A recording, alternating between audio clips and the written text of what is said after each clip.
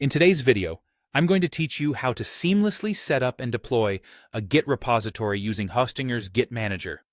This process is vital for efficiently managing your website's code deployment and ensuring that everything is up to date. We'll go through it step by step, starting from logging into your Hostinger account all the way through deploying your repository. First, let's get started by logging into Hostinger.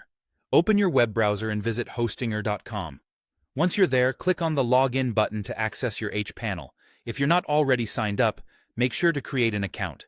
After logging in, you should be directed to your hPanel dashboard, where all the magic happens. With that set up, navigate over to the Websites section in hPanel. Once there, you'll see a list of your websites. Find the particular site you want to work with and click Manage next to it. This is where you can control all the settings and configurations for your website.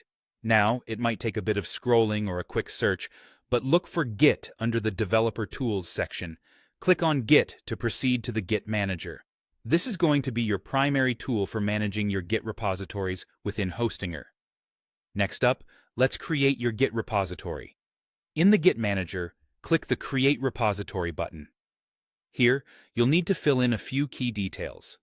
First, provide a name for your repository. While this can be anything you prefer, something descriptive like My Project works well for easy reference. Now, specify your deployment directory. This is typically set to public HTML or a specific subfolder where you want your files to be deployed.